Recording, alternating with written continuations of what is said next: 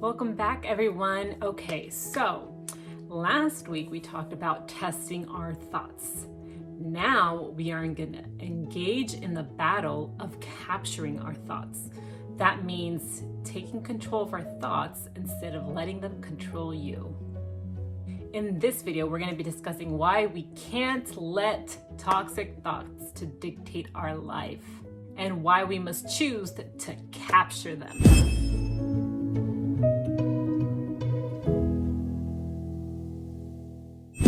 So taking our thoughts captive is one of the toughest battles that you're going to engage in. It takes daily practice, and you gotta check yourself every time you see one of those toxic thoughts appear. I literally check myself every day with the tips I'm sharing in this video that have helped me so much, and I hope they could help you as well. Yes, it's so much easier just entertaining a toxic thought. The effort comes when we engage in the battle. Even though we entertain a toxic thought, we can still take it captive. It is truly better to do it late than never. Taking our thoughts captive means that we have the power to do something about it. We can't allow our thoughts to control us. We need to learn how to manage them. Here's an example. Let's say that there's someone in your life that you need to forgive, for example. I know that we could all probably relate to that example. And every day you remember what they did to you and you just can't shake it off. You can't seem to heal from it. And you have thoughts like, I just can never forgive this person. What they did is just completely unforgivable. These are toxic thoughts that you must take captive. You need to recognize that this is what's causing you inner turmoil, those constant reoccurring thoughts of you having these negative feelings towards that person. So now what you could do about it is journal. And so journaling is something that I've done for years. Now there's magic when you're able to get your thoughts and put them on a piece of paper. Just being able to see a list of things of how this negatively impacts your life and your thoughts, you're able to see, wow, this really is putting me in a loophole of just a negative, toxic thought pattern.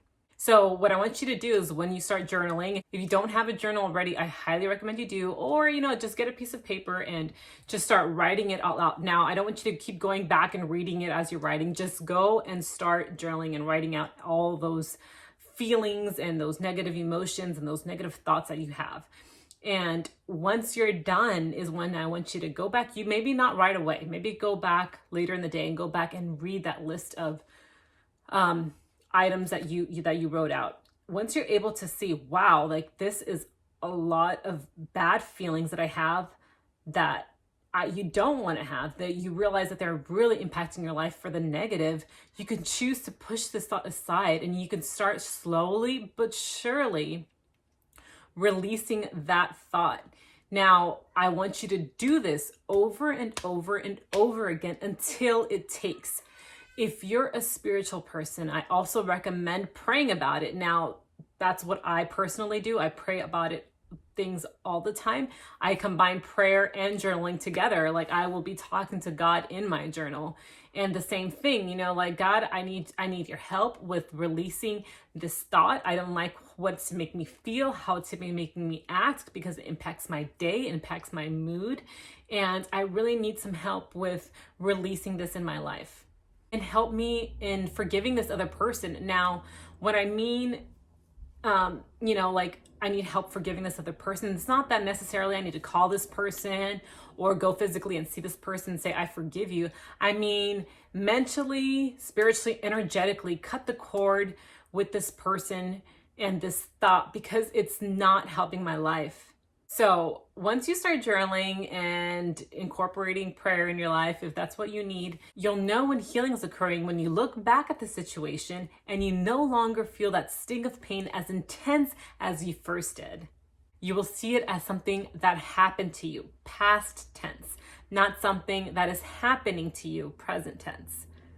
So why is it important that we capture these thoughts? Because they prevent us from living joy-filled lives. We spend our mental energy on things that build us up instead of tearing us down. They won't control our minds, which in turn control our actions. Every day is a new day, you guys. We get a new set of hours every day to live in a way that brings joy to our souls. We just have to recognize that and wake up with a newfound determination that we were going to be the boss of our thoughts, not the other way around. Okay, so I want you to reflect on two things. Number one, what is a recurring toxic thought that you need to start taking captive today? Number two, I want you to find a verse or a quote that's going to blast through this thought. When you think that thought, I want you to capture it, and I want you to say this verse or this quote out loud. Do this as often as you need. Really take some time and really in reflecting on those two items I've just mentioned.